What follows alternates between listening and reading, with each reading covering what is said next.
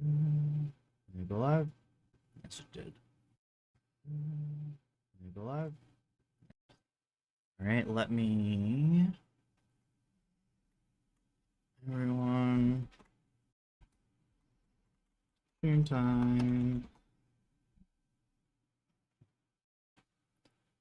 Then... Before I continue, I also need to... do this again. I also need to do that. Boppity boopity. And then we pin. And then we're all good. And then we go happy, happy, happy. That's what we go. Because we're so happy. Hold on, wait. I actually want to close Discord before I mean, sorry, I wanted to close me having my own stream up. Because I don't think I'll need it. So.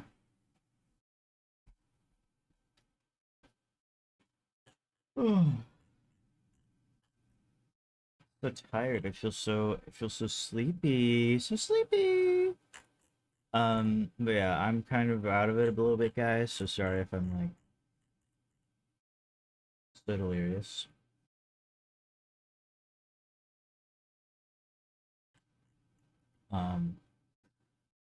But what we should probably do, almost certainly, is what was the last chapter about? Ah, I think I remember now. I mean, what was the last section about? Sorry. Wasn't it? Last section was about, was it about the, no, it wasn't about, he hasn't gotten to that yet. He was explaining the difference between, the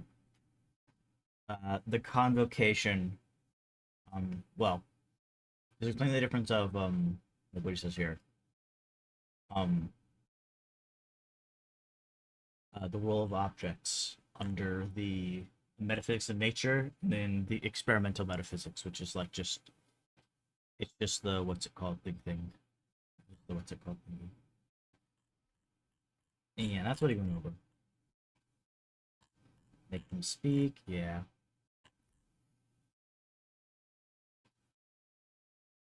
Before we go, I actually want to look at what this one is again. What is this one?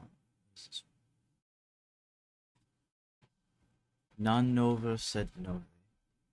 Not new things, but new ways. Well, actually, we actually will read the last chapter again. Sorry, the last, keep saying chapter. We will actually read the last little paragraph again. We do not ask our readers to abandon all desire for ordering, hierarchy, classification, in order to toss everything into the common pot of the collective. We simply ask them not to confuse the legitimate desire for order and norms with the ontological distinction between object and subject that not only did not allow this ordering to be carried out as we see it, but in addition introduced a horrible mess. Readers can be reassured. They will indeed find in the chapters that follow the differences of which they are so fond, but at the end of the process, not at the beginning. Once the institutions of the collective have stabilized these distributions of roles and functions, we shall in fact be able to recognize subjects and objects, an externality, humans, a cosmos. Not at the beginning, not once and for all, not outside proper procedures, not like barbarians without an assembly, that is, not like moderns without fire or law. Yes, we have finally left the cave era behind, along with the Cold War, the state of nature, the war of each other, of each against each, of each against all. The means for articulating propositions, well, what our ancestors called the logos, is once again located at the center of the agora. Non nova sed nova. Okay. Not new things, but new ways. Is the translation I get? Yeah, yeah. Fucking, I love that. I love that last section. That's a perfect section. Hey, hey, Tikus. Hey, Pippa.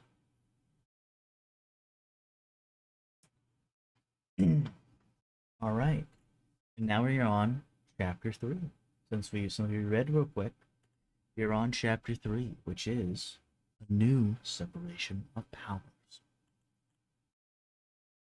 We are beginning to understand how to separate the wheat from the chaff in the notion of nature.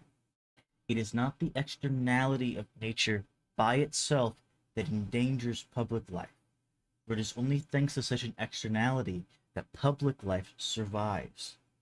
The expanding collective is constantly nourished through all its pores, all its sensors, all its laboratories, all its industries, all its skills by such a vast exterior. Without the non-human humans would not last a minute. It is not the unity of nature by itself that threatens public life either. It is normal, in fact, for public life to seek to collect the world that we hold in common, and it is normal for it to end up obtaining this world in partially unified forms. No. If we have to give up nature, it is neither because of its reality nor because of its unity. It is solely because of the short circuits that it authorizes when it is used to bring about this unity once and for all, without due process, with no discussion, outside the political arenas. When something then intervenes from the outside to interrupt, in the name of nature, the task of gradually composing the common world. The breach of what is called the state of law, a traditional concept that we are simply extending to the sciences, is what spoils any utilization of nature in politics. The only question for us thus becomes the following: how can we obtain the reality, the externality, the unity of nature according to due process?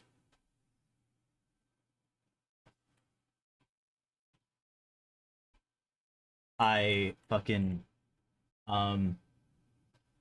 it's a really weird way of, I think, talking about things. Um um I think to a lot of people almost certainly. Because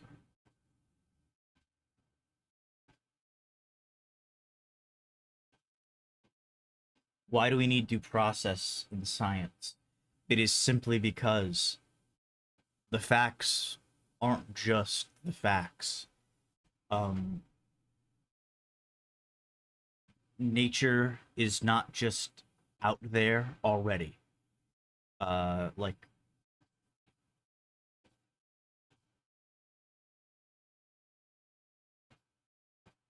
there is like it's really hard to explain like just how much goes into like any scientific project without just understating it completely, like the entire process, or any technological project without like just feeling like you're going to fall short, because it's so much and at any point it could be ruined in some way, um especially in science, uh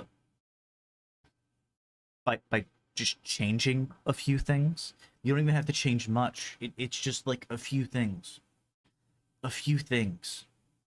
um get rid of your get rid of the data. Simply just get rid of the data. The data is just lost now, and you have to do everything again, which may have taken like a whole bunch of funding already, which you might not be able to get again. But it also, depending on what the data is, it might take like months, years. Like you don't know how long. It depends what it is. Um, and it's like it's a lot. It's a lot. And yeah.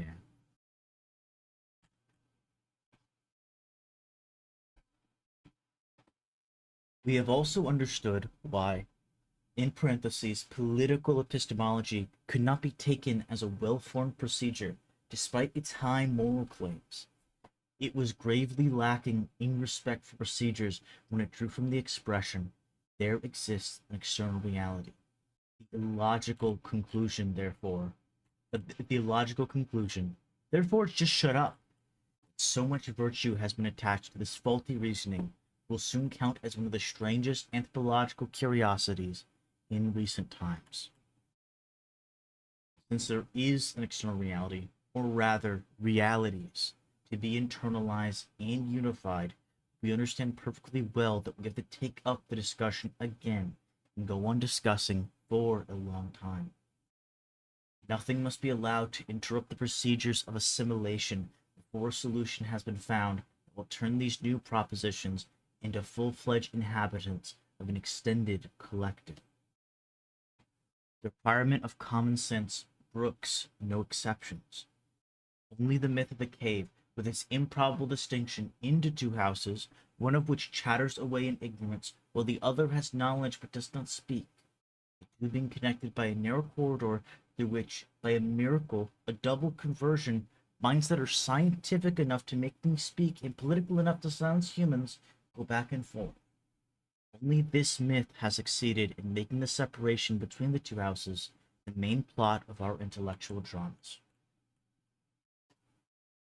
To be sure, abandoning the separation would bring about a dreadful catastrophe in the eyes of the epistemology police, since that would prevent capital S science from separating from the social world in order to accede to nature, and then prevent scientists from coming back down to the world of ideas to save the social world from its misery.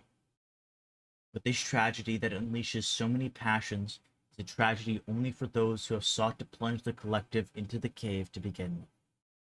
Whose fault is it if capital S science is threatened by the rise of the irrational? It is the fault of those who have invented this implausible constitution that makes the system so fragile that a grain of sand would suffice to block it. It is not the fault of the era which is spilling out of this ill-conceived system on all sides, in any event. It is not the fault of those of us who have pointed out the irremediable defect in this constitution. Finally, the preceding chapters have allowed us to realize to what extent the official philosophies of political ecology were mistaken in their definition of procedures. In order to put an end to the diversity of political passions, they retained the principal failing of the old constitution by requiring the world we had in common be defined at the outset under the auspices of a nature known by scientists whose work remained hidden by this nature politic. Most political ecology, at least in its theories, seeks not to change either its political philosophy or its epistemology, rather to offer to nature a power in the management of human affairs that the most arrogant of its older zealots would never have dared give it. The indisputable nature known by capital S science defined the order of respective importance of entities, an order that was supposed to close off all discussion among humans, henceforth about what it was important to do and whom it was important to protect. Political ecologies have been content to give a coat of apple green paint to the gray of the primary qualities. Neither Plato nor Descartes nor Marx would have dared to go that far toward emptying public life of its proper forms of discussion, to short-circuit them by the incontestable viewpoint of the very nature of things in themselves, whose obligations are no longer only casual, but also moral and political. It has become the disreputable job of ecological thinkers, especially those among them who claim to have broken radically the Western outlook, with capitalism, with anthropocentrism, to bring this culmination of modernism to fruition. Fortunately, as we have seen, ecological crises bring about more profound innovations in political philosophy than do their theoreticians, who are unable to wean themselves from the advantage offered by the conservation of nature. What might be called the state of law of nature, in which we now have to discover requires quite different sacrifices and quite different, much slower pace. The old constitution claimed to unify the common world once and for all, without discussion and without due process, by a metaphysics of nature, define the primary qualities, meanwhile abandoning the secondary qualities alone to the plurality of beliefs.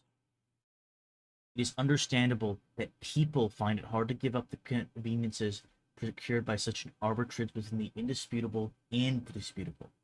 The constitution that we seek to draw up affirms, on the contrary, that the only way to compose a common world, and thus to escape later on from a multiplicity of interests and a plurality of belief, consists precisely in not dividing up at the outset and without due process what is common and what is private, what is objective and what is subjective. Whereas the moral question of the common good was separated from the physical and epistemological question of the common world, we maintain, on the contrary, that these questions must be brought together so the question of the good common world, of the best of possible worlds, of the cosmos, can be raised again from scratch.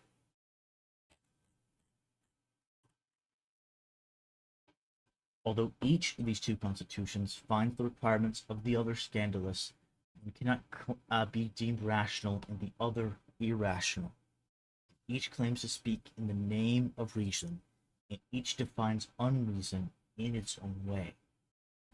The old form of organization considers that reason can unfurl its effect only on condition that facts be absolutely distinguished from values, the common world from the common good. If we start to confuse the two, the old form asserts we are defenseless in the face of the irrational, since we can no longer put an end to the indefinite multiplicity of opinions to an indisputable point of view that would be exempt from any point of view.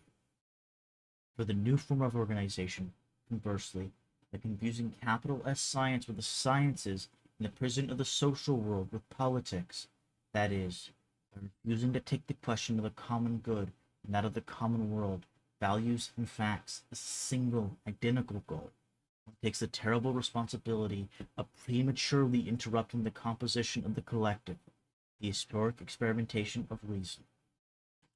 See Chapter 5.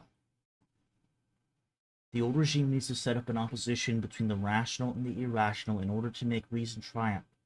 I claim that we can achieve this end by abstaining from making a distinction between the rational and the irrational, rejecting the distinction as a drug that paralyzes politics. I gladly recognize, however, the irrational does exist. The whole framework of the old constitution is completely unreasonable.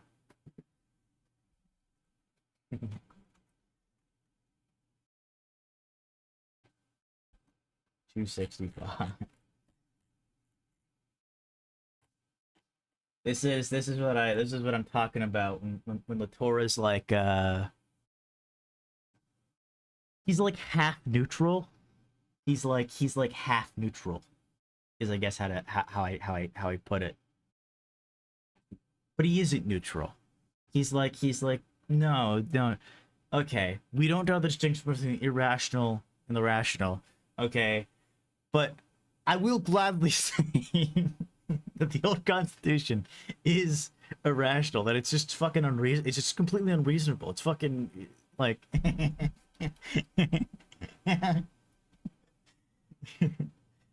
Footnote 1. The science wars from this standpoint are not lacking in a certain grandeur. Grandeur. I would join the camp. Also, Wag, Pip, are you still here? If so, I have a question. Is grandeur like from a French word? Sorry, I'm like caught up on this now. Grandeur etymology. Yeah, okay, I assume so. I assume so. Okay, I looked it up. Just yes, even if you aren't.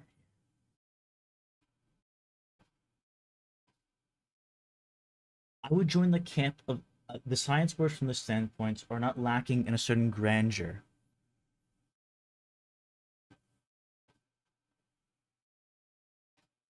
Yes. Something very important to note. Latour is Latour is a Nietzschean. Latour uses Nietzsche. Nietzsche is very important to Latour.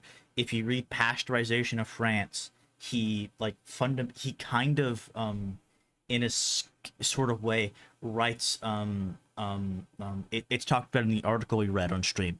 He kind of writes in Nietzschean aphorisms um in there, I'm pretty sure. He like has like a whole, he like lists out his uh, he does a weird thing. He does a weird thing in Pasteurization of France. It's really hard to like, it's really simple, but it's just really hard to like explain and get, because he's just like writing, he's just explaining it all. That's basically what it is. I would join the camp of the Socialists right away if I heard someone calmly proclaim the sciences are one system of beliefs, among others, a social construction without any particular validity, an interplay of political interests in which the strongest wins, positions that are usually attributed to me by people who have not read my work. That means war, as Isabel Stengers reminds us. Stenger, 1998. And there was a good reason to fight to prevent the extension of the obscurantism of the cave to the Enlightenment.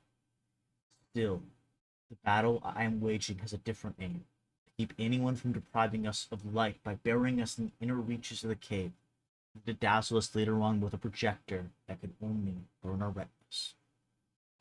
So I'm gonna actually go over this again.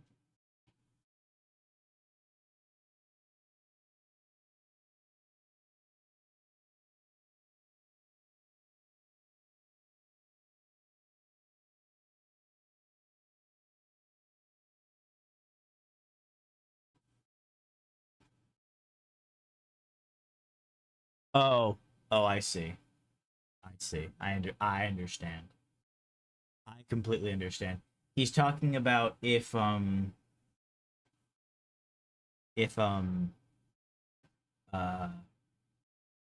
what's it called that? I'm losing my words. I'm losing my words. If like the opposite of the socialist called it that. Where are we?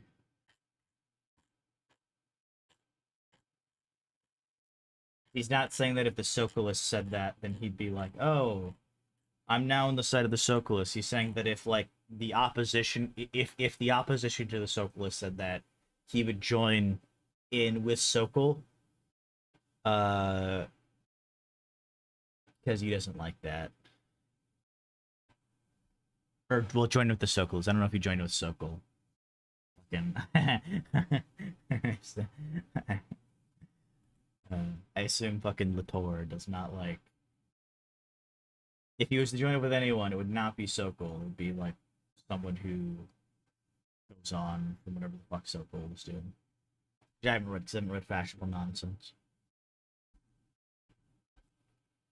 To understand to what extent the two regimes differ, we have to go straight to the heart of the matter as we approach the most difficult chapter in this book. The term collective does not mean one. Rather, as I have said above, it means all, but not two. By this term, I designate a set of procedures for exploring and gradually collecting this potential unification. The difference between the collective to be formed and the vague notions about superorganisms, the union of man with nature, going beyond objects and subjects, on which the philosophies of nature rely heavily, thus depends on our capacity not to rush toward unity. If dualism will not do, monism will not do either. Now, the end of chapter 2 offered no more than a vast melting pot. The associations of humans and non-humans that were from then on, as we saw, going to form the propositions the new collective has to articulate, one with another.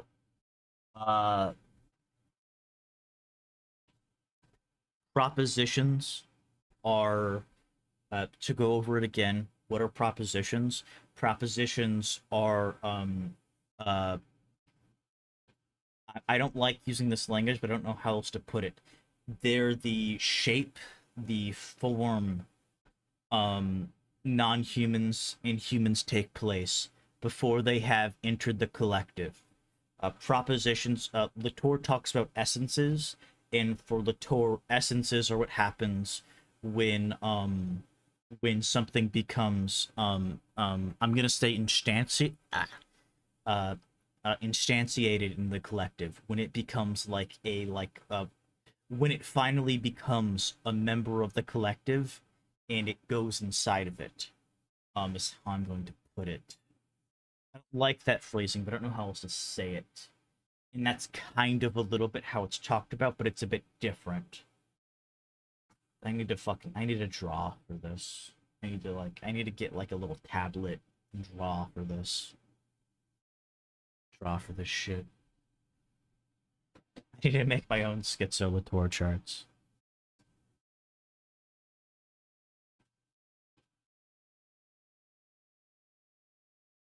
We still have to describe the forms that the debates must take in order to sort out these propositions, which are no longer unified by anything at all, especially not by nature.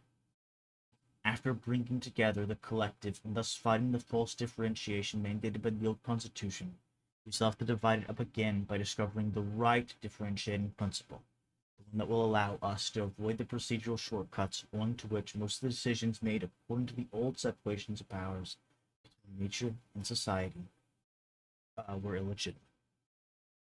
In 1 second, I realized that I didn't mute Discord, so let me do that real quick. Yeah. There we go. Now you guys won't have fucking. Now your ears won't be killed.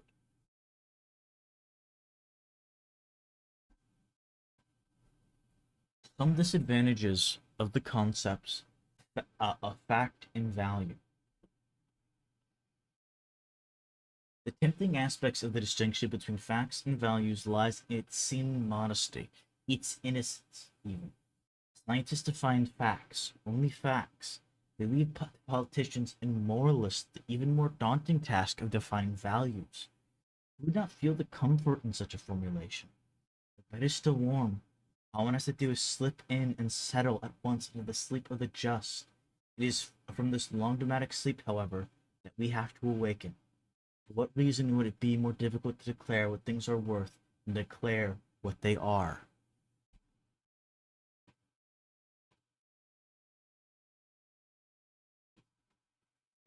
And then we have to go back to 267 for footnote 2. Wait, was that in 266? Yeah, it was in 266. Okay. For telling critique of the anthropomorphism implied in the notions of matters of fact, see Tard, 1999, page 44. And then we are on 95. Yeah.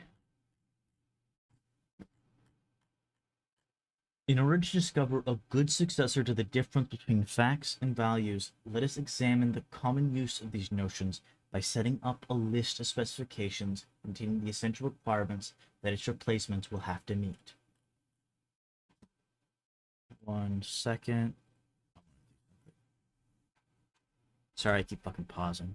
Just like fucking keep realizing I want to do stuff.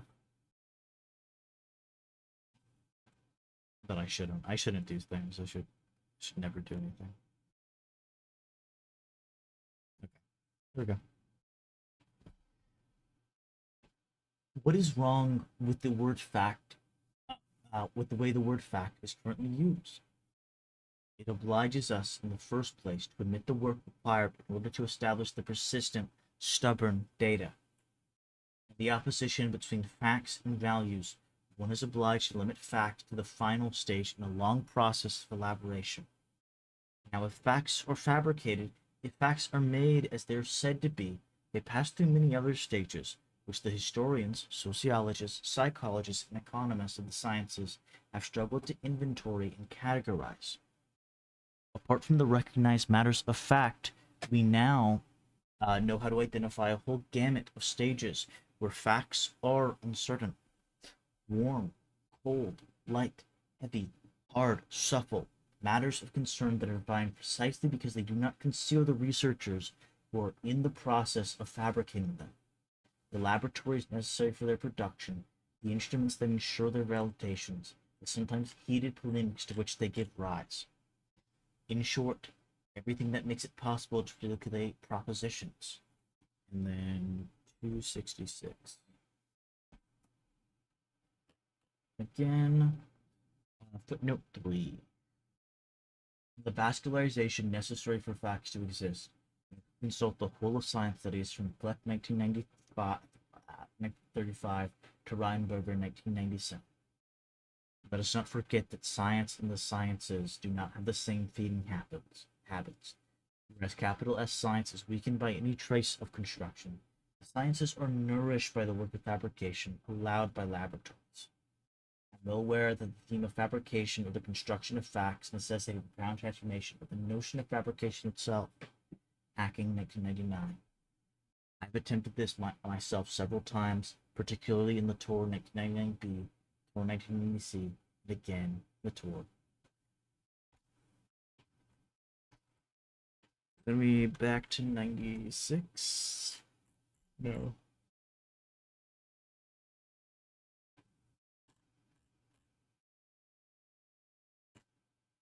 Yes. As a result, the use of the term fact without further precautions to designate any of the territories outlined by the frontier between facts and values completely obscures the immense diversity of scientific activity and obliges all facts in every stage of their production to become fixed, as if they had already reached their definitive state. This freeze makes it necessary to use the same words to designate a multitude of sketches, prototypes, trials, rejects, and waste products for want of a term that makes it possible to diversify the gamut, rather as if we called the successor stage of an assembly line cars, noticing the word designates sometimes isolated doors, sometimes a chassis, sometimes miles of electric wire, sometimes headlights.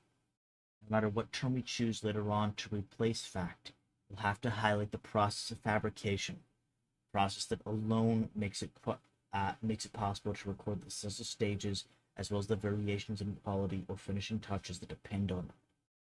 It will have to encompass matters of concern as well as matters.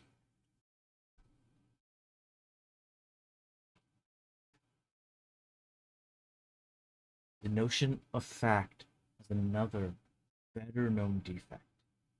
It does not allow us to emphasize the work of theory that is necessary for the establishment of the coherence of the data. The opposition between facts and values, in fact, fortunately intersects with another epistemological history is very long. The opposition between theory and the data that are called in contrast raw. The philosophy of science, as we are well aware, has never been able to put forward a united front on this issue. If the respect for matters of fact appears essential to the deontology of scientists, it is no less true that an isolated fact always remains meaningless as long as one does not know of what theory it is, the example, the manifestation, the prototype, or the expression. 266. And then we go to footnote 4. The essential elements of this lengthy quarrel against empiricism, which Pierre Duhem made classical, Duhem 1904, are found in Bachelard 1951, as well as in Poplar 1902. We're on 96 still.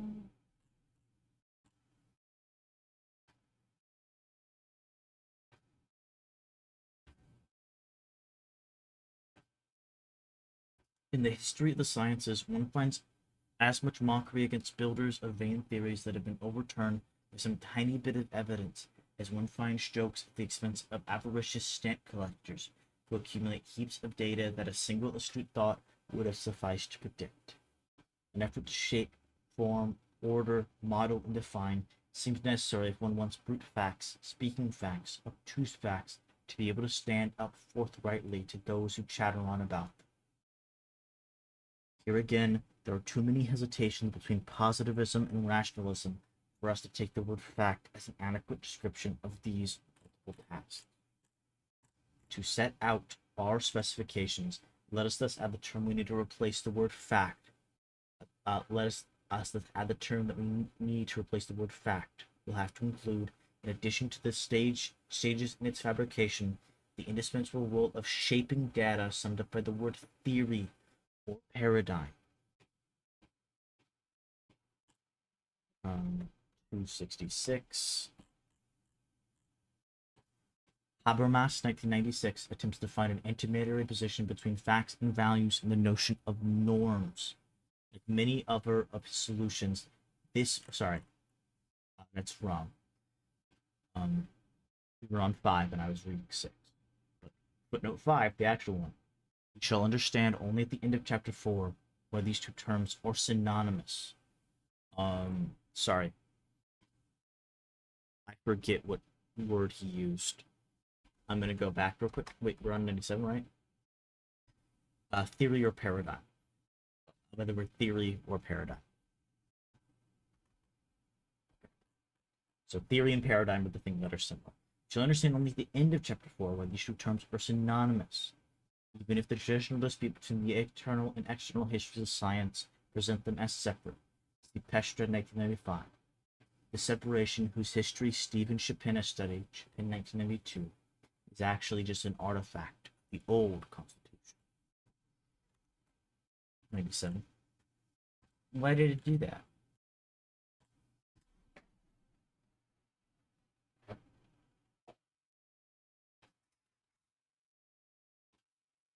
Sorry about that. I wanted to open my windows. Let us now move to the other side of the border. The notion of value has its own disadvantages. It has the pronounced weakness, first of all, depending entirely on the prior definition of facts to mark its territory. Values always come too late. They always find themselves placed, as it were, ahead of the accomplished fact, the fait accompli. If in order to bring about what ought to be, value requires rejecting what is, the retort will be that the stubbornness of the established matters of fact no longer allows anything to be modified. The facts are there, whether you like it or not. It is impossible to delimit the second domain before stabilizing the first. That of the facts, the evidence, the indisputable data of capital S science. Then, but only then, can values express their priorities and their desires. Once the cloning of sheep and mice has become a fact of nature, and can, for example, raise the grave ethical question whether or not mammals, including humans, should be cloned.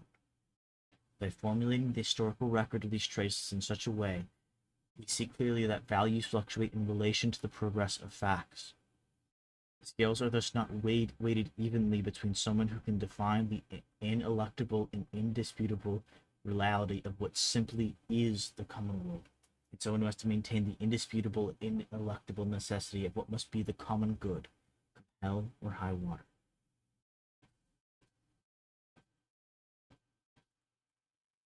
Even if they reject this position of weakness that obliges them always to wait behind the fluctuating border of facts, values still cannot regroup in a domain that would be properly theirs in order to define the hierarchy among beings or the order of importance that they should be granted. They would then be obliged to judge without facts, without the rich material owing to which facts are defined, stabilized, and judged.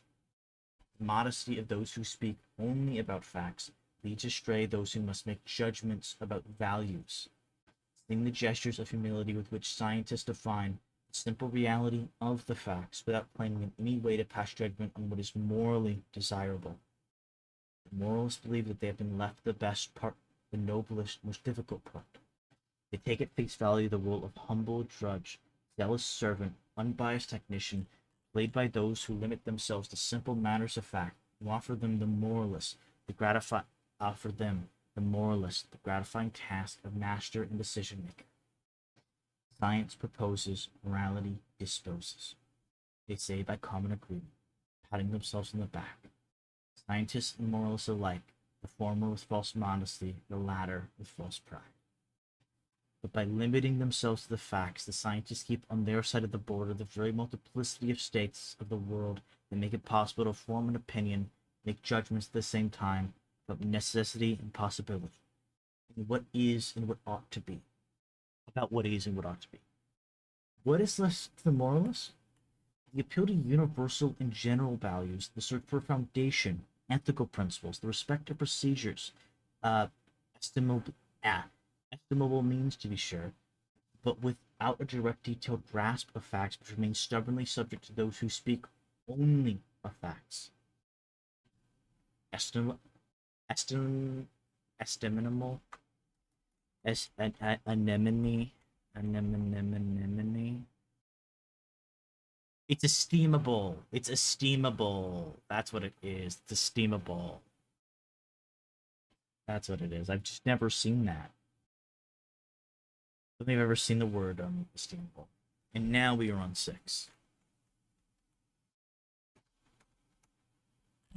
On footnote 6.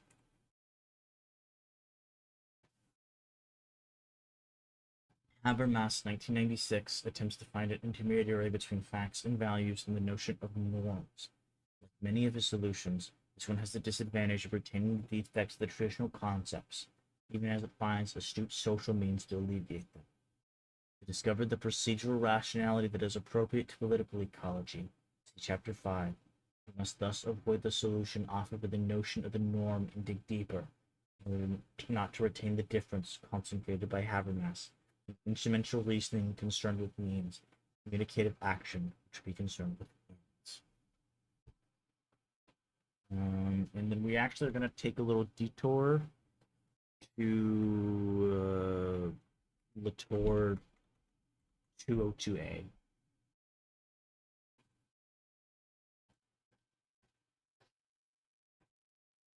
Okay, but the problem is Latour comes up so much that it's like so freaking order for me. Latour, okay, we're almost there. 202A. The ends of means is what is 2200 I think he wrote part of the book then. Was it from or wrote part of like an article or like a fucking thing? It's probably like a thing where people can contribute to it in some way.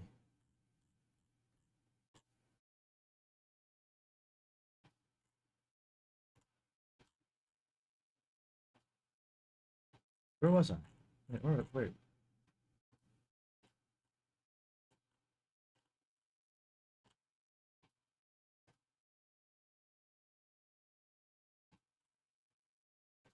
Found it. The prisoners of the cave continue to be unable to make decisions except on hearsay. By accepting the value-fact distinction, moralists agree to seek their own legitimacy very far from the scene of the facts, in another land, that of the universal or formal foundations of ethics. In so doing, they risk abandoning all objective morality, and on the contrary must connect the question of the common world with the question of the common good. How can we arrange propositions in order of importance, which is, after all, the goal of values? We're not capable of knowing the intimate habits of all these propositions. In the set of specifications of the concept that will place value, let us not forget to include the function that will allow moralists to come closer to matters of concern, the controversies in detail, instead of distancing themselves to go in search of foundations.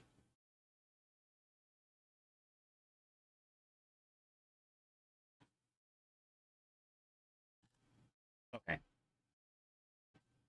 I think I understand. After this, by the way, I'm kind of just reading because, and then I think I'm going to, after I finish this, I'm going to go over it all of this section again, because I actually want to kind of lay out all the because right now he's doing what he normally does, which is simply laying out the issues, and then he's going to address them in the next sections of this chapter. And so I want to go over those real quick for a little bit of a refresher. The increased familiarity will be all the more necessary in that under the current regime, one has defined something as a matter of fact. The definition of this fact need not be reconsidered once and for all to the realm of reality. It will thus be a strong temptation to include in the world of facts one of the values that one hopes to advance. As these little boosts are given one after the other, the reality of what is gradually comes to include everything that one would like to see in existence.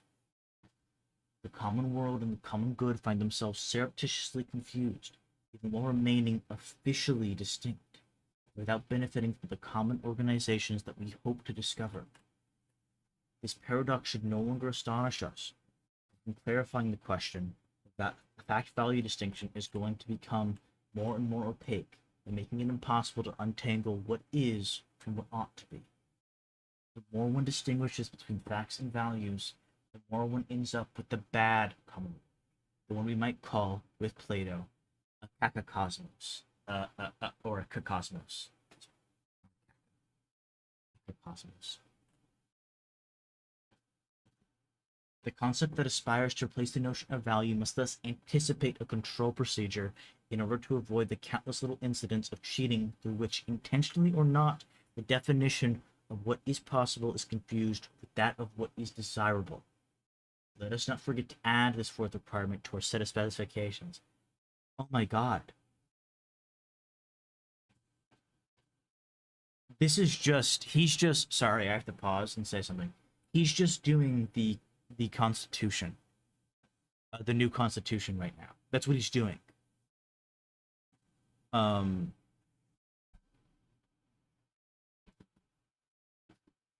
By exploring in turn both sides of the border laid by the venerable opposition between facts and values, we are beginning to understand that the notion of fact does not describe the production of knowledge. It neglects both the intermediate stages and the shaping of theories. Any better than the notion of value allows us to understand morality. It takes up its functions after the facts have been defined and finds itself with no recourse except the appeal to principles that are as impotent as they are universal. Must we retain this dichotomy in spite of its disadvantages, or must we abandon it in spite of the danger that comes from depriving oneself of the advantages of good sense? In order to make an enlightened decision, it is important to have a grasp of the seemingly inexhaustible usefulness of the distinction between facts and values. The distinction still has its greatest power and appears most virtuous in the form of a split between ideology, capital S science. In fact, those who follow the traces of ideological influence that tarnish the factualness of the disciplines of biology, economy, history, and even physics are major users of the fact-value distinction, as they need it to prevent the little incidents of cheating noted above, by which an axiological preference is harbored on the sly. If we were to show, for example, that immunology is entirely polluted by war metaphors, that neurobiology consumes principles of business organization in enormous quantities, the geneticist conceives of planning in a determinist fashion that no architect would use to speak of his plans, would be announcing a number of frauds used by smugglers to conceal debatable values under the umbrella of matters of fact. And then we have to go back to 266, if you're still on it, for footnote 7. 7. See, for example, the useful update on the discourses of genetics in Fox Keller 2000. I need to fucking check that shit out. I actually want to. We're on 99 still. Conversely, if we denounce the use of a political party, conversely, if we denounce the use of political party makes of population genetics, or the use novelists makes of fractals and chaos, or the use philosophers make of the quantum uncertainty principle, or the industrialist makes of ironclad economic laws, we will be denouncing the smugglers from the other side who hide under the name capital S science, and sneak in assertions that they dare not express openly for fear of shopping their public that obviously belong to the world of preferences, that is, values. By seeking to make a clear distinction between capital S science and ideology, the old Constitution sought to rectify the continually patrolled border while avoiding two types of frauds: the one in which values are used in secret to interrupt discussions of facts. The Lysenko affair remains the classic model, the one coming from the opposite direction, in which matters of fact are surreptitiously used to impose preferences the user does not dare admit or discuss frankly.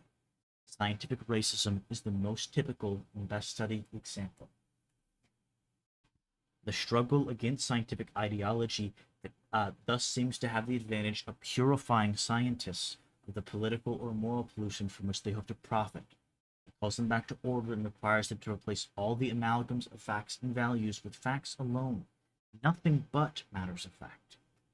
The struggle against the ideological use of capital S science forbids those who discuss values to hide behind the evidence of nature, obliging them to disclose their values, nothing but their values, without dragging the sciences into the picture.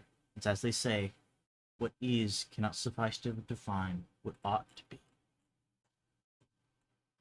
It appears truly difficult to do without an arrangement that makes it possible to protect the autonomy of capital S science, the independence of moral judgment simultaneously. Unfortunately, such arrangements have the weaknesses of the dichotomy that they aim to maintain. Even if an arrangement of this sort were to achieve its aims, the most effective of all border police would succeed only in obtaining pure matters of facts, pure facts and pure values. Now we have just demonstrated that facts define the work of the sciences as poorly as values define the task of morality. The source of the impotence of the science ideology distinction is thus clear. It has a laudable goal, were it to be achieved, would not advance us would not advance us one iota. And then 266 still, I think. And we are on 8.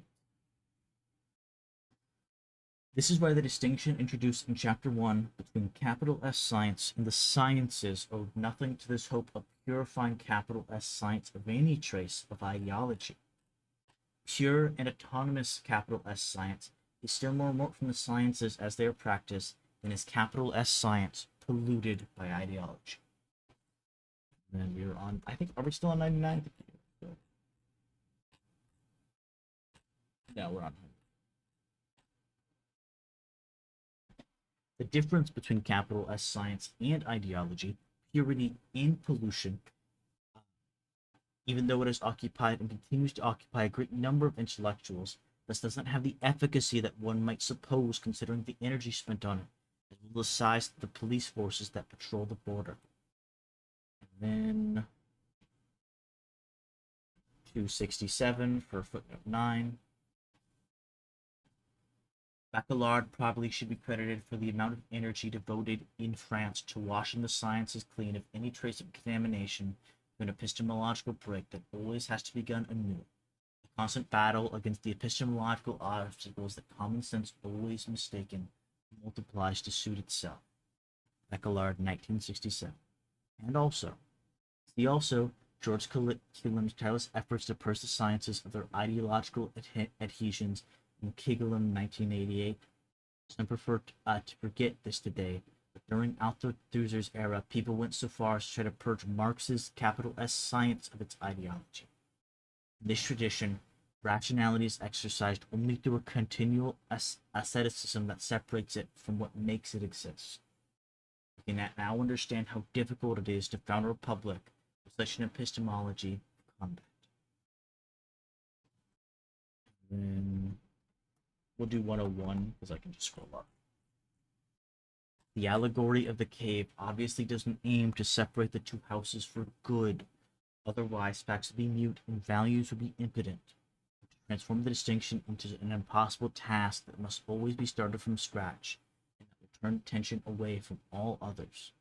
If he ever managed to finish his task, Sisyphus would not be any further advanced. Still, one cannot abandon an indispensable distinction under the pretext that the task in question would be insurmountable. Does not morality pride itself, after all, on maintaining its demands against all the contrary testimony of reality? We have to go further and show that this enterprise is not only impractical, but also deleterious. At first glance, however, doing without it would seem to introduce as frightful confusion as if one were to conflate the heaven of ideas with the simulacrum of the cave. So you want to combine facts and values, confuse scientific work with the search for moral foundations, pollute the fabrications of facts with the social imagery, with the social imaginary, of the fantasies of mad scientists to determine daily life? If we could no longer tell facts from values, could no longer distinguish nature as it is from moral society, as it should be in its indispensable search for freedom, don't we have the distinct feeling that something essential would be lost? All the dangers of relativism, where knowledge and morality are concerned, would come back full force. We wouldn't be able to tell Dolly from her clones. Such an important touchstone certainly cannot be thrown out without good and imperious reasons. We're exploring the reasons of the following sections. Let us add one more clause to our set of specifications. You know perfectly well, it does not no good to complain about the ineffectiveness of a partition understanding that it must actually fulfill a function, just as the Great Wall of China never actually prevented invasions, served the purposes of a whole series of emperors in many different ways. Then 267 is footnote 10. On this work of art, see Waldron's fascinating book, Waldron. And that's why he wrote about the Great Wall of China, because his name is Waldron. He's a wall guy. He knows a lot about walls. We may well suspect the purpose of a partition so strongly rooted in good sense is not to describe anything at all. We see his weakness in it comes from its principal function, to make incomprehensible the fabrication of what must be. Also, I'm surprised no one has typed. The progressive composition of the good common world of the cosmos. Separating facts from values without ever succeeding is the only way to ensure, thanks to the power of facts, nothing but facts. Facts, nothing but facts. The power of nature over what ought to be. If we decide to abandon the notion of a border between facts and values, to give the distinction between science and ideology, to stop supporting the border police and stop fighting smugglers, then in order to put minds at ease, we shall have to do at least as well as, and if possible better than, the arrangement that we are abandoning. The credibility of our politics of nature is at stake. Quality control has to be maintained over both future facts and future values. Whatever new meaning we may give these words, just as the French border police has continued to maintain its control of the European space covered by the Schengen agreements, even though material borders have disappeared. Through the Schengen. I don't know what that is.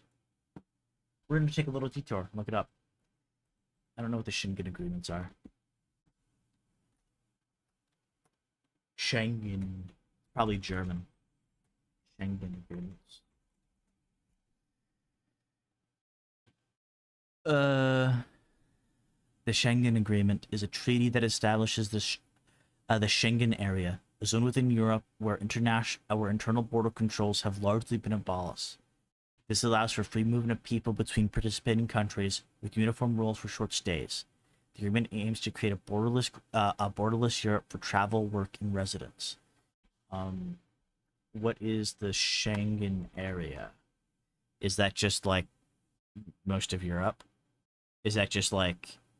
Is that basically just like the EU? Is that what it is?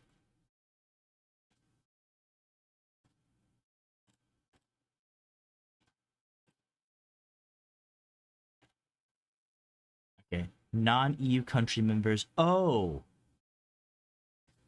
Oh no. So yeah, it just allows for Okay, so I actually didn't know that. Oh, apparently there's Norway is a non-EU country? I didn't know that. Huh. Is this map right? Where's this updated?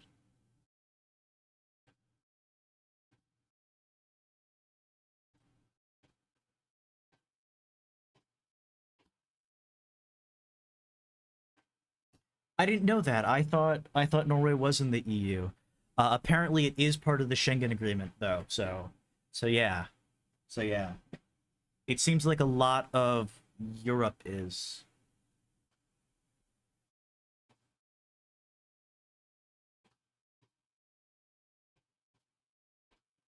Dispensing with the dichotomy and with the metaphysics that underlies it does not mean then that we can get rid just as easily of the requirements that were attached to this dichotomy in this metaphysics for reasons that were thought to be necessary but that are in reality only contingent. Thus, we do not propose to abandon the crucial differences that are awkwardly expressed in distinction between facts and values, but to lodge them elsewhere, in a different opposition between concepts, while proving that they will be better protected there. If he will only agree to modify his job description, Sisyphus will discover that his labor can become productive at last. Okay.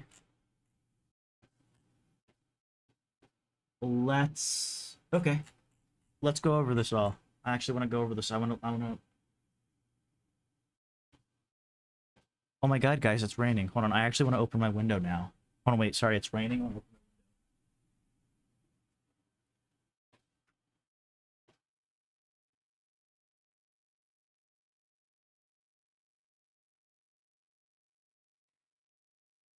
Sorry, I like listening to the rain. So sorry about that. Okay. But let's go over all that again. I think we were on 95 when it started. Okay, and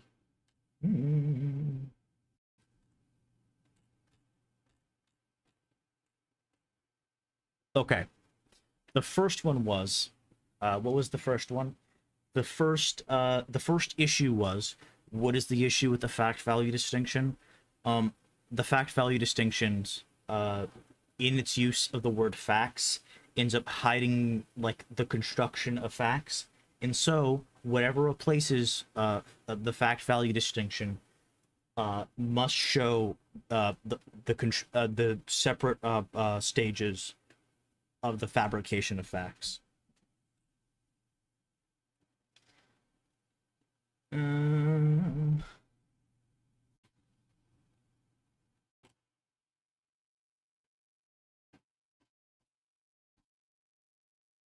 and then the second distinction, the second issue, is in its opposition between theory and quote unquote raw data. Um, and so whatever, uh, whatever do it, whatever replaces the fact value distinction will also have to show the instrumental role of uh, sorry, what is theory? What is theory? Sorry, I should actually explain the issue this time because I didn't explain it last time, but that's because it was like already went over, but it wasn't went over like that much in this one, but it was already went over quite a bit in the previous chapters, so I don't need to explain the first one as much. But um um Latour basically explains in this section that you cannot have a fact on its own. It needs a model attached to it. It needs something else attached to it. A quote unquote theory attached to it. Something like that attached to it. And so, in separating theory from data, you kind of forget that the quote unquote facts, which are the data, are shaped by the theories themselves, are themselves shaped. And so we have to uh we have to in our fact value distinction replacement, we have to be able to describe the role of of theory and its ability to shape things, shape data. It says. Mm,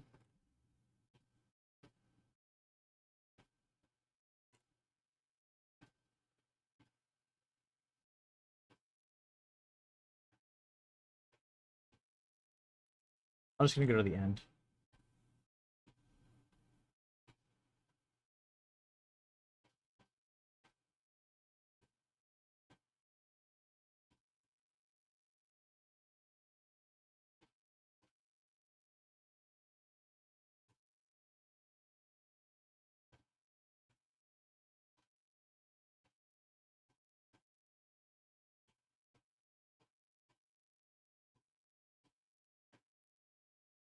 Oh, oh, I see. Okay. So his other problem, the problem that he's going to lay out with the fact value distinction right now is in this little paragraph, is that when we talk of values, facts get the weight. You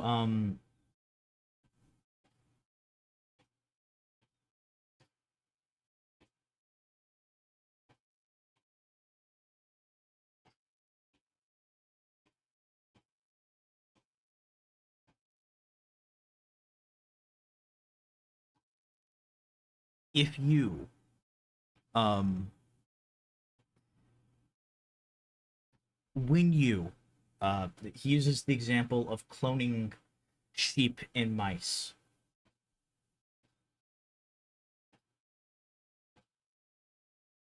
Uh when you do that, once it has become like a fact of nature that this can happen and can occur, the question of should this happen, yeah, they have to, yeah, they literally have to wait. Like you can't, and so literally it's not even, it's not evenly distributed across things, like, because they're just doing science.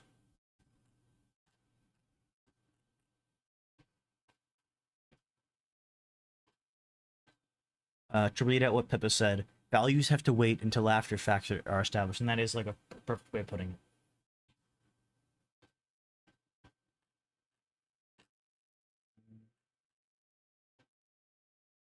it. All right, trying to figure out what I just read. See you, Tikas.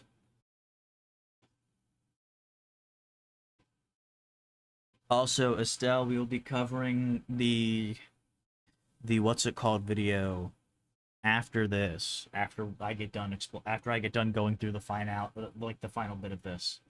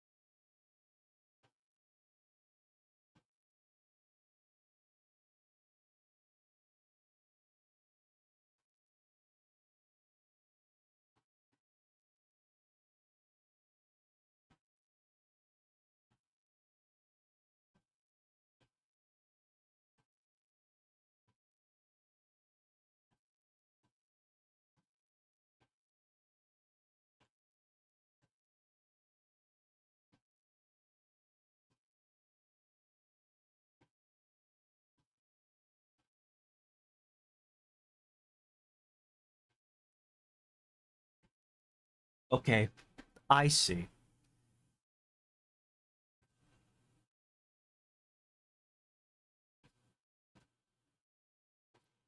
Uh, so this one in this paragraph, what it is in limiting moralists and to values and scientists to facts, you actually rid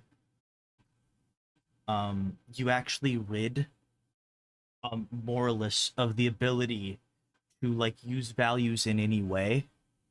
Um, but you don't rid scientists of that because you do like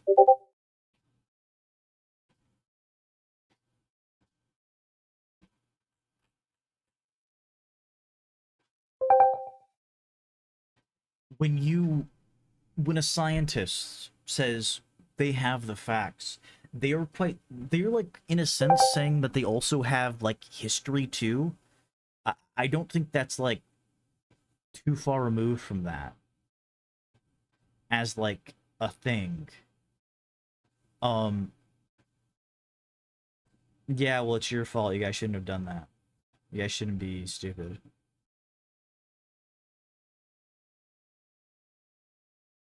It's all your fault. You guys shouldn't message me while I'm streaming. That's your fault. If you don't want loud, you guys shouldn't message me. Um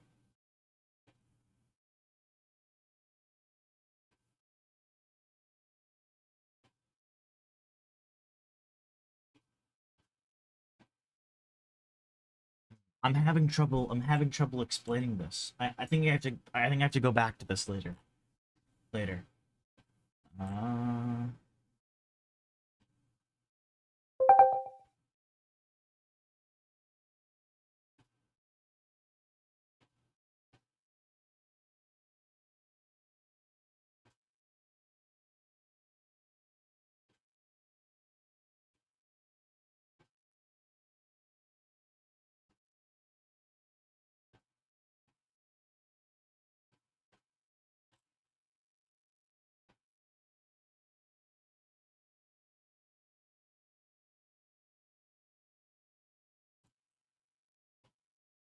Also, this one is kind of a continuing of this one, and it helps kind of to give me a better way to explain it. Um, when you assert matters of fact, when you say matters of fact are like, I don't want to say all there is. When you say matters of fact are like, that like science has access to facts, access to the real. Um, whether you intend to or not, you can insert your own values into that. Uh, that I'm gonna just read this, and this will kind of make the last thing that I was trying to explain probably make a bit more sense. This increased familiarity will be all the more necessary in that under the current regime, once one has defined something as a matter of fact, the definition of this fact need not be reconsidered. It belongs once and for all to the realm of reality. It will thus be a strong temptation to include in the world of facts one of the values that one hopes to advance. As these little boosts are given one after another, the reality of what is gradually comes to include everything that one would like to see in existence. There ends up, even in the separation between facts and values, a breakdown of it within itself.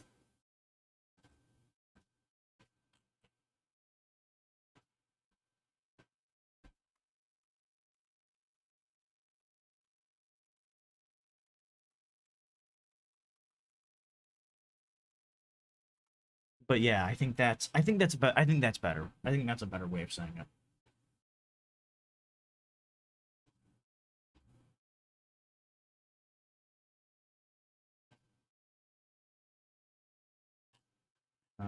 This isn't really it.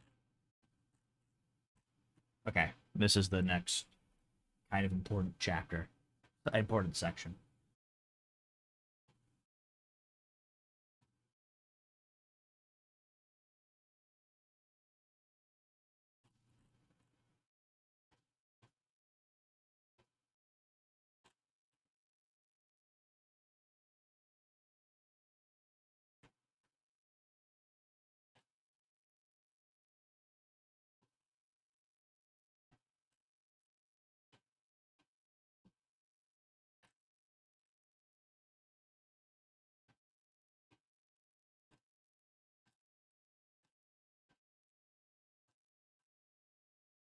Okay, and then the last thing is basically him just trying to say, um, okay, the benefit of the fact value distinction was that it allowed a separation to basically show when moralists were using were, were hiding their values through the use of facts, and when scientists were hiding uh, their values in their facts. Um, or sorry, hiding their values in their facts. There's a uh, uh, there's like a thing there where there's like a double thing, and and like they did bad science. The example they give is Lysenkoism in this one, and the example that they give of values being inside facts is scientific racism. Where you hide where you hide the fact that you're a racist in the air of like scientific discussion, where you simply just talk about, I'm just talking about the data. I'm just talking. I this isn't me. I'm just talking about the data and stuff like that. And so the Tor is like, if we're going to get rid of the fact value distinction, we have to have another, at least equally good way of getting rid of like determining this. And so that's what he wants to do. That's what he wants to do. He just doesn't want to do it in like there's no sense.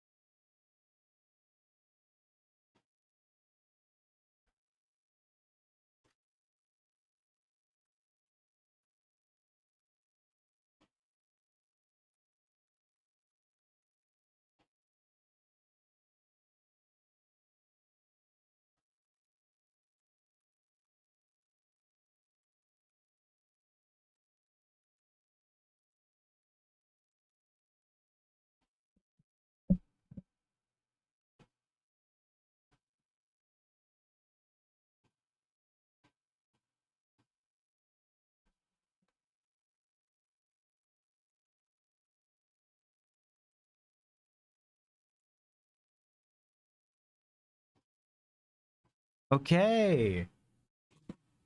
Okay. Guys, hey. Estelle, you know what freaking time it is? It's... What time it is, Estelle? It's freaking Morbin time! Woo! We're Morbius! Yay! Happy, happy, happy! Okay. It's philosophy time. Now, Estelle, this better be a bad video or I'll be upset with you.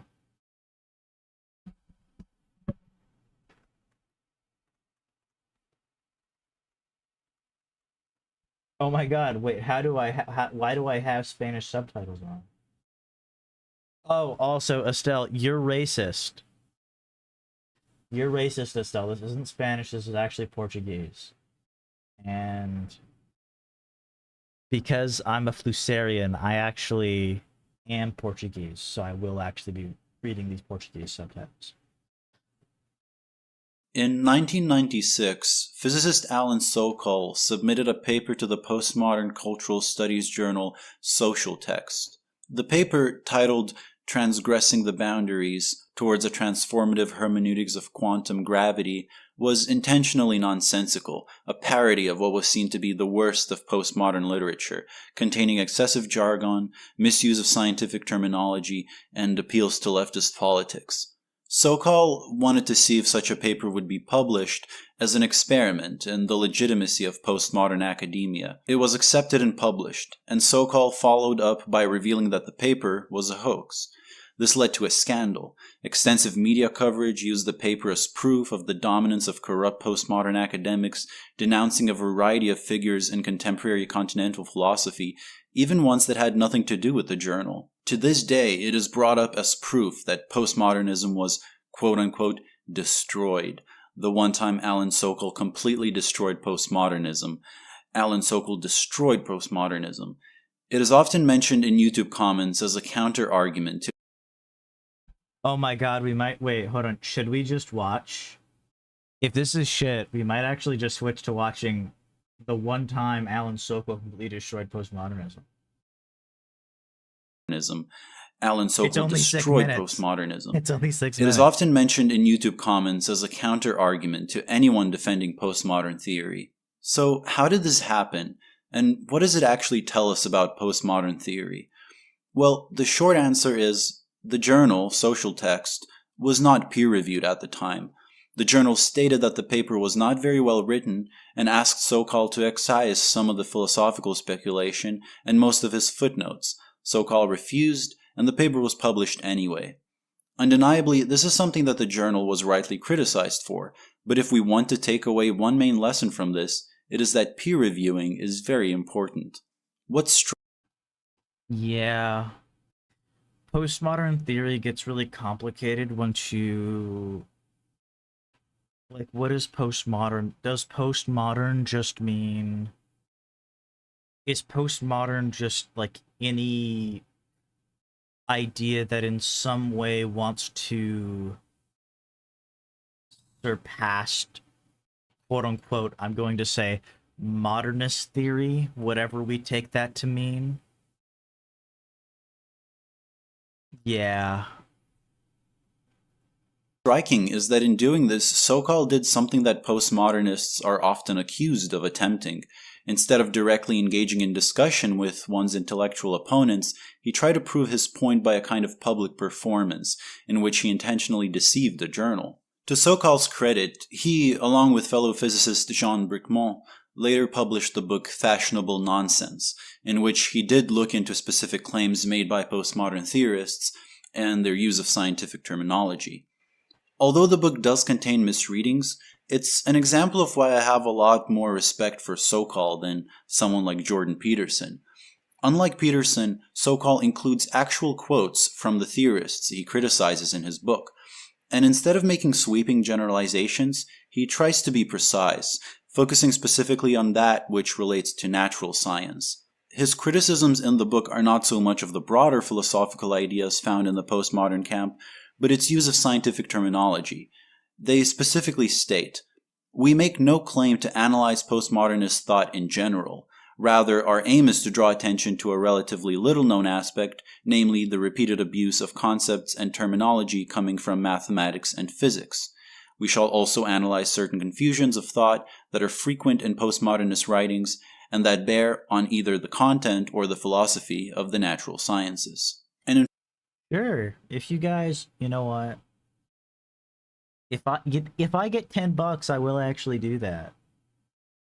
It can just literally be any time. Doesn't have to be. I don't give a fuck. Just $10. I'll read it. Not today, but tomorrow. I'll read it. How long is it? How long is it? I'm gonna go search for it real quick. in fact, some of its criticisms are valid and productive. Theorists outside of the field of the hard sciences need to be more careful in their use of scientific terminology. The book even has a chapter on misrepresentations of Gödel's their use of scientific terminology. The book 10 pages. Yeah, okay, that seems fine.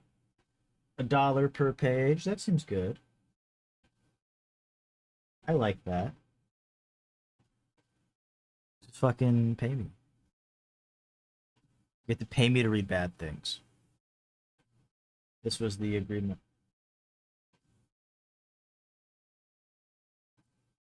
even has a chapter on misrepresentation. Paul Virilio. No, wait. Sorry. Be more careful in their use of I'm scientific seeing- terminology. The book even I know wait.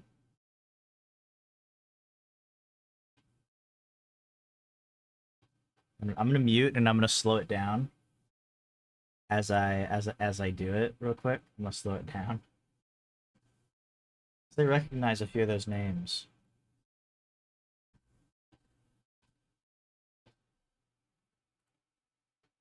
Okay, there's the con. Julia Kristeva. Do I know? I feel like I know who she is. I know Paul Virilio. I think I've read something by him. Hold on.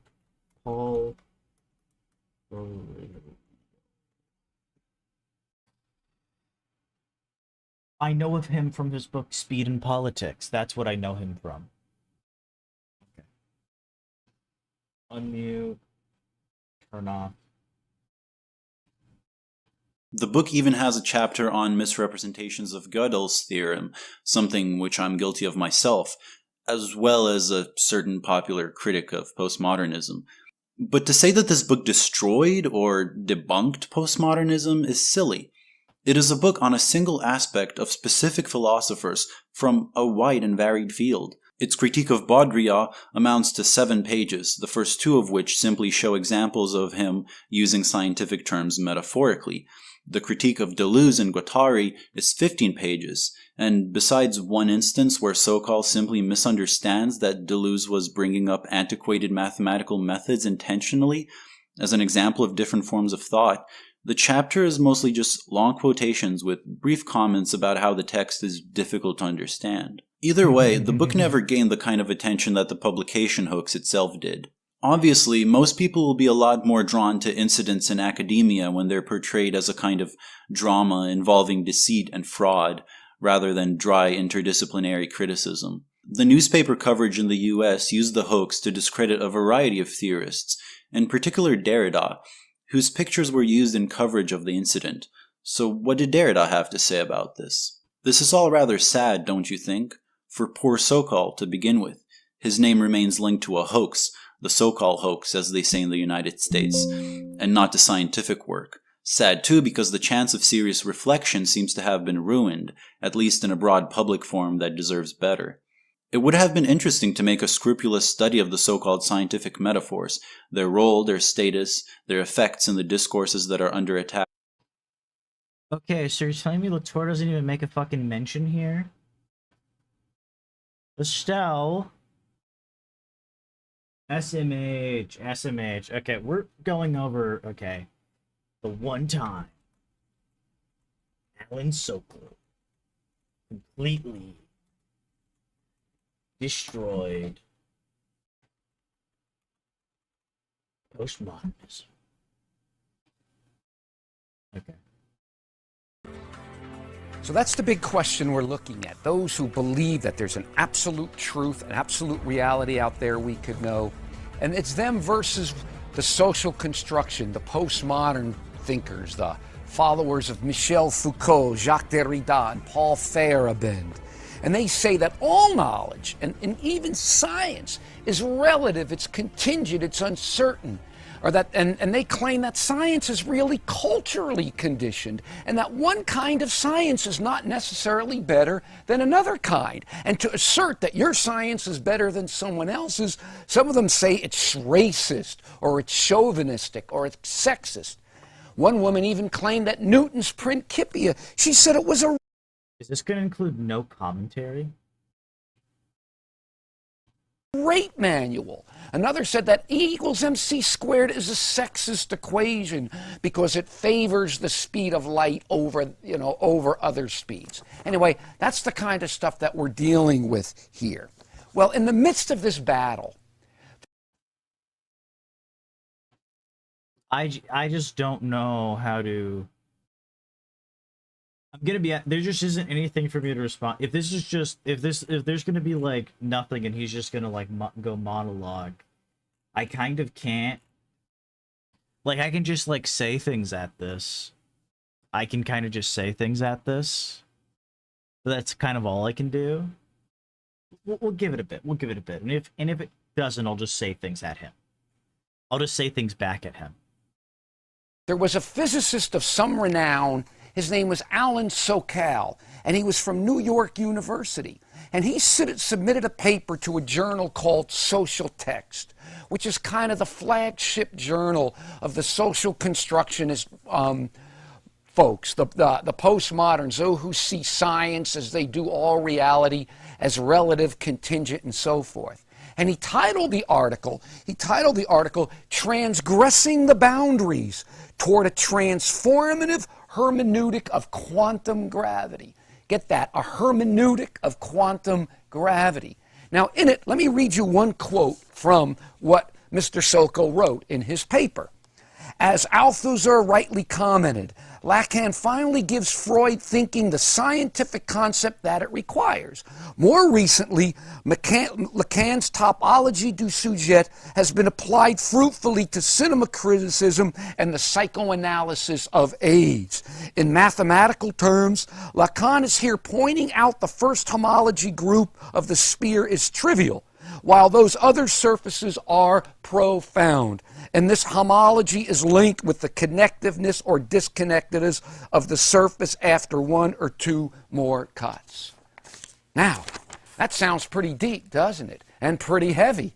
Well, I have a question. Does anyone know if the social text is... Yeah, no, that's like kind of my issue. I don't know how to respond. He's not... I don't know how to respond to someone who's just vaguely saying things. I don't know how to do... It's, like, really hard to do that, I think. And so I don't know. I don't know. It is, but it was also patent nonsense. Sokal made the whole thing up. What he did was he spent a great deal of time studying the language and jargon of the social constructionist people. And he just put this hodgepodge together of pure nonsense. Almost all the paper was totally make-believe. I mean, talk about nonsense. What does he say in the paper? But hey, you guys are right. Quantum gravity is really purely a social construction as opposed to anything that's really out there. Now, he took a gamble when he did this, and he bet that the editors of this paper, he bet that the editors would not have his paper vetted in a peer review. He thought that these editors, some of the leading thinkers of the social constructionist movement of knowledge, would be so happy to have an eminent physicist on their side, from the realist side. They would be so happy to have him write a paper for their publication, which pretty much takes their position. He thought they're not even going to bother to get it checked out for the science. Because if they had done it, if they had, any scientist at all who knew anything about this would have told them that this is silliness. It's nonsensical blather. Well, the bottom line was Sokal was right. The premier intellectual journal of the social constructionists, of the relativists, published something a guy made up, pure silliness. Then, to make matters worse, Sokal even arranged to have an expose of his hoax published in another paper called Lingua Franca, in which he basically said that this was an experiment to see if these people would even bother to get his paper peer-reviewed, which they didn't. Now, as you can imagine, this caused quite a furor. This caused quite a furor, at least among the postmoderns and the social conservatives.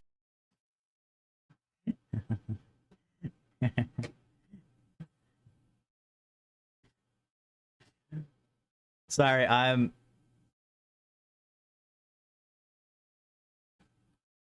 Let's read the response by the board by the Sokal affair. What were some of the initial responses of the journal editors?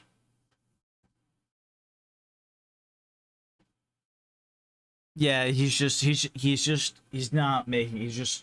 speaking at you. He's preaching. He's preaching at you is what he is what he's doing. What were some of the initial responses of the journal editors when we first learned about Alan Sokal's prank upon social texts? One suspected that Sokal's parody was nothing of the sort, and that his admission represented a change of heart or a folding of his intellectual resolve. Another was less convinced that Sokal knew very much about what he was attempting to expose. A third was pleasantly astonished to learn that the journal is taken seriously enough to be considered a target of a hoax, especially a hoax by a physicist. Others were concerned that this hoax might spark off a new round of caricature and thereby perpetuate the climate in which science studies and cultural studies have been subject recently to so much derision from conservatives in science. All of us were distressed at the deceptive means by which Sokal chose to make his point. This breach of ethics is a serious matter in any scholarly community and has damaging consequences when it occurs in science publishing. What is the likely result of Sokal's behavior for non-scientific journals? Less well-known authors who submit unsolicited articles to journals like ours may now come under needless suspicion. The openness of intellectual inquiry that social texts played its role in fostering will be curtailed. However varied our responses, we all believe that Sokal took too much for granted in his account of his prank. Indeed, his claim that our publication of his article proves that something is rotten in the state of cultural studies is as wobbly as the article itself. Obviously, we now regret having published Sokal's article and apologize to our readers and to those in the science studies or cultural studies communities who might feel their work has been disparaged as a result of this affair. To give readers a clear sense of the circumstances underlying the publication of the article, we have taken the time to recount the relevant history of the editorial process. We regret that Lingua Franca did not provide us with such an opportunity. They decided to publish his statement. From the first, we considered Sokal's unsolicited article to be a little hokey. It is not every day we receive a dense philosophical tract from a professional physicist.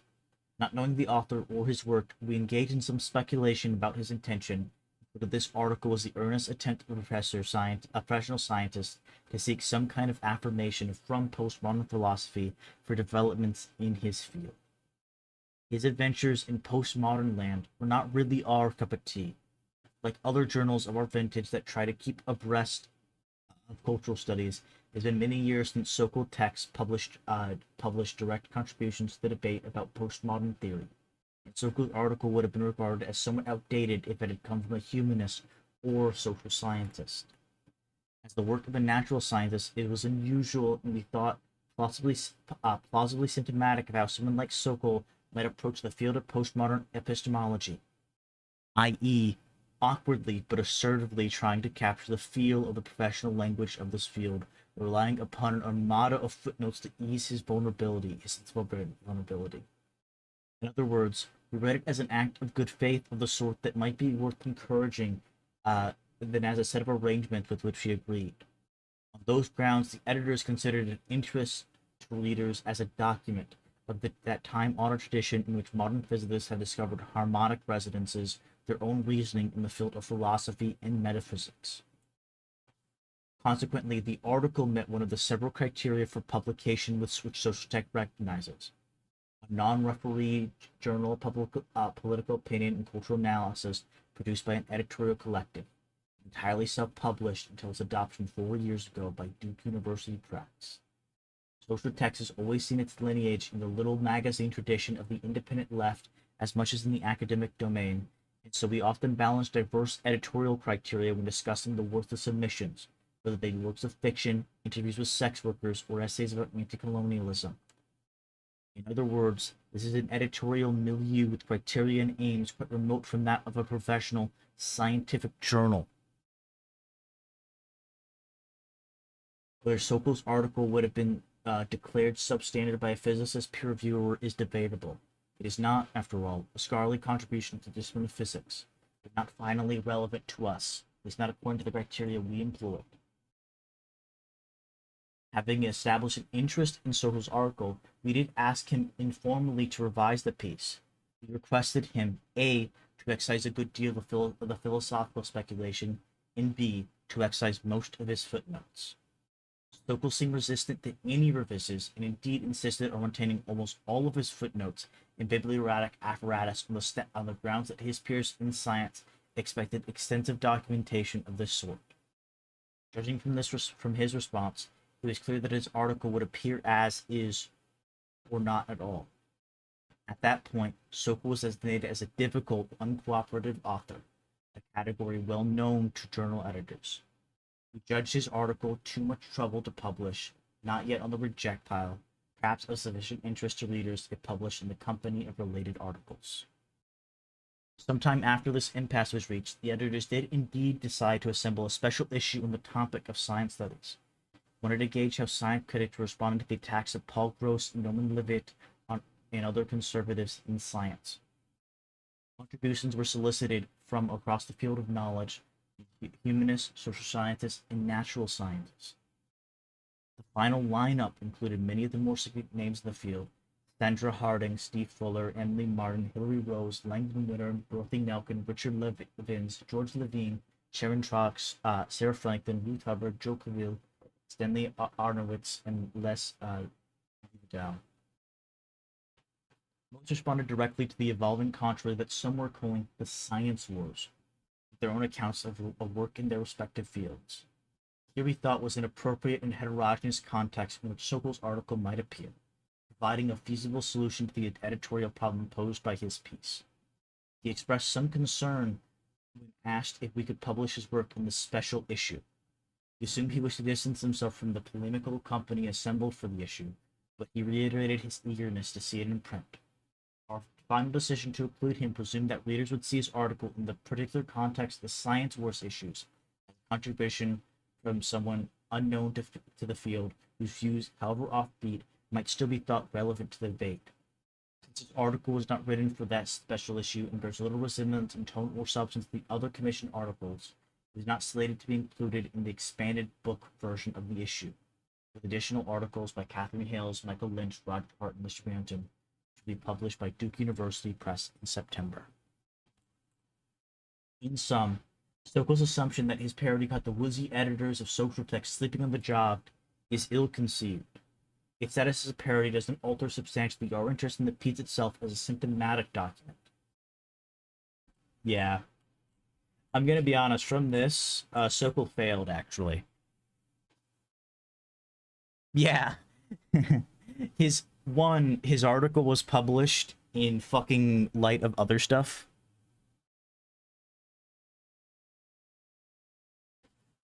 Um, the the crazy thing is, um, the Sokol affair, like Sokol failed. The article got published, but it didn't prove what he thought it proved because of the way it was published, because it wasn't actually published. The article wasn't published as like a standalone thing. It was published as part as something else for a particular purpose, and so it wasn't ever alone. Like anyway, it wasn't like, I don't know. It was just, it's not the big win he thinks it is. If anything, it's maybe a small win, but even that I'm hesitant to say. Constructionist theorists of knowledge and science. Now, the realists, of course, they loved it. They declared that these folks, we knew these folks were phonies all along, and they don't know what they were talking about, and on and on and on. Now, I like what Sokol did. I like what he did because it does throw some water on this whole notion of the relativity of knowledge.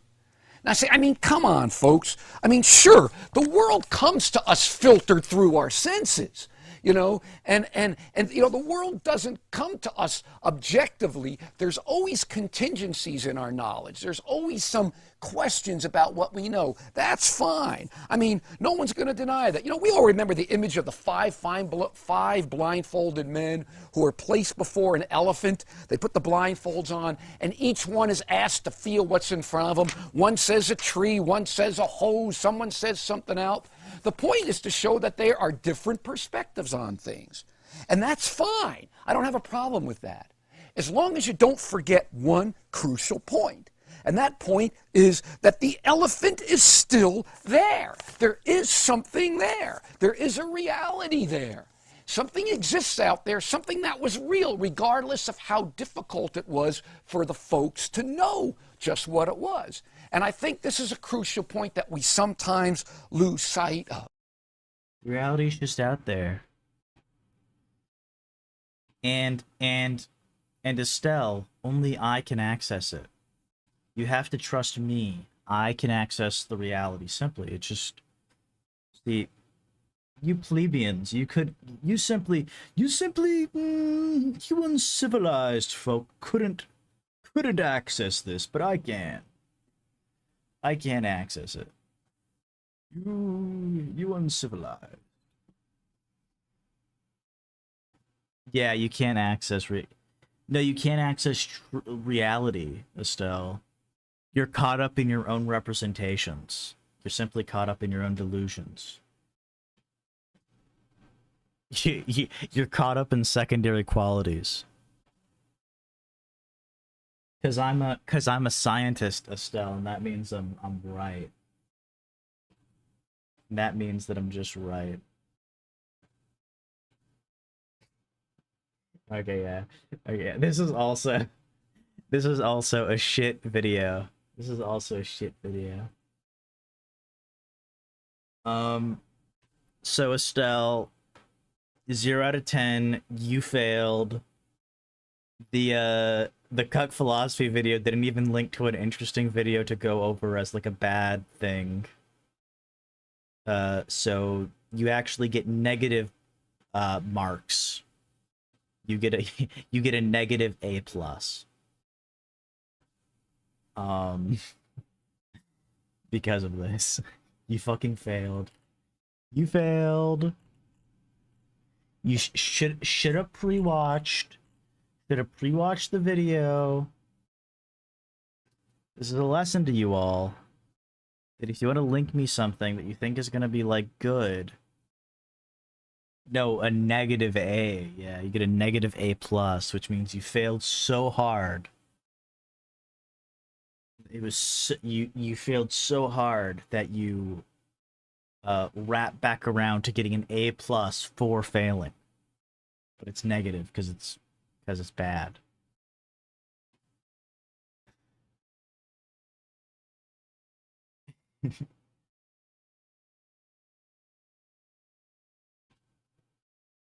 Okay. I think that's all. I might just decide to cover the Sokol thing later. Not today. I have book club today, but tomorrow I can do it tomorrow. Watch Stephen Hicks, who's post the video, Estelle, and I'll watch it. Post the video. I don't know who Stephen Hicks is. Post the video. And then I'll do it. You have to post it.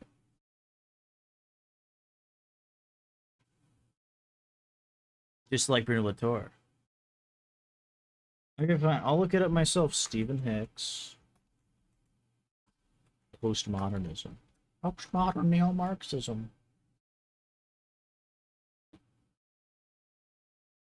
Which one should I watch? Oh, is it just going to be more vibes-based arguments? Yeah.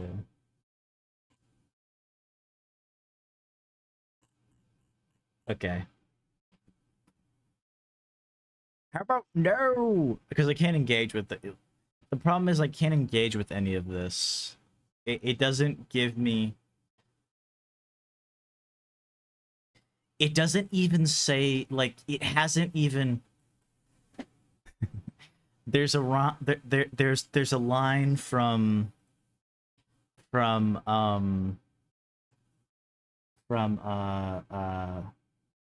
Angela Coldiester, where it's like, where she goes, like the physicist YouTuber, where she goes where she's talking about hoaxes, and or sorry, where she's talking about like bad science, and she's like, this isn't even wrong.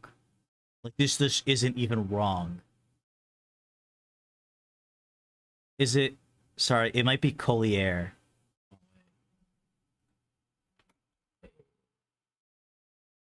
Yeah, it's Collier. Yeah, that's what I meant. There's more to her name, yeah. But it's like there's like a thing where she goes, it's fucking not even wrong. No, yeah, I know it's not from her. She brings it up, but she's like, but she goes that, and I'm like, and that's how I feel watching these videos. I'm like, they're not even wrong because they're not saying anything. So I can't engage with it. I don't know how, like.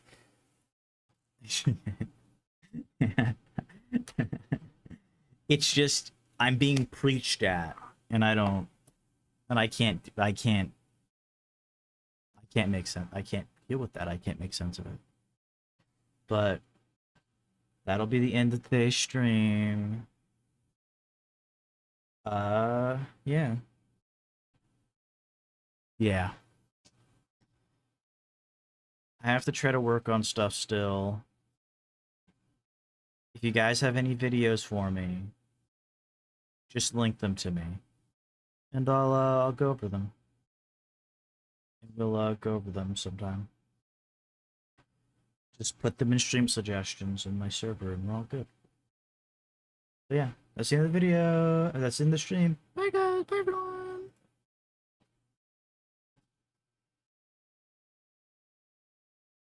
It didn't end the stream, so.